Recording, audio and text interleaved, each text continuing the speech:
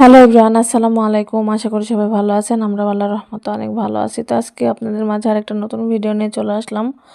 আজকে সকাল সকাল কিছু কাঁচা বাজার করা হয়েছিল, তো বাজারগুলো এখন আমি গুছিয়ে নিচ্ছি। তো কাঁচা বাজারের মধ্যে ছিল কিছু ধুন্দুল, পটল, তারপরে হচ্ছে কিছু ড্রাগন ফ্রুট নিয়েছিলাম। আর এই যে শশাটা আমি সালাদ করার জন্য নিয়েছিলাম। তারপর এখানে একটা ফুলকপি ছিল। ফুলকপি হচ্ছে শীতের জাতীয় সবজি, এটা থাকে বাজারের তালিকায়। তারপরে কিছু শুকনো মরিচ ভর্তা করার জন্য আরেকটা চাল কুমড়া ছিল।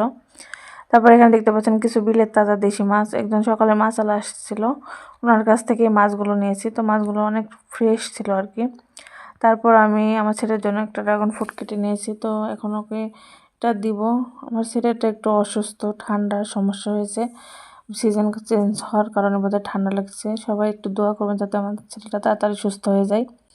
তারপর এখানে আমি দুপুরে রান্না করব ছোট মাছ দিয়ে বেগুন দিয়ে চচ্চড়ি।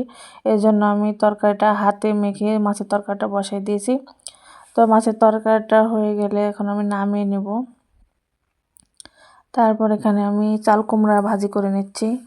তো যেখানে চাল কুমড়াটা আমি একটু বেশি করে ভাজি করেছি, যাতে পরের দিন সকালে রুটির সাথে খাওয়া হয়ে যায়। যখনই আমি কোনো ভাজি করার চেষ্টা করি তো একটু বেশি করে করি, যাতে একটু রুটি থাকলে পরের দিন রুটির সাথে খাওয়া যায়। দু একটা ডিম ভেজে দেখা যাচ্ছে ওই সবজিটা দিয়ে খাওয়া হয়ে যায়। তো এই তো ভাজিটা আমি করে নিচ্ছি। তো ভাজিটা দেখতে অনেক মনে হলো, কিন্তু পরে করার পর একদম অল্প হয়ে গিয়েছিল। তো এই ছিল আজকের ভিডিও। আপনাদের কাছে কেমন লাগলো জানাবেন। আল্লাহ হাফেজ।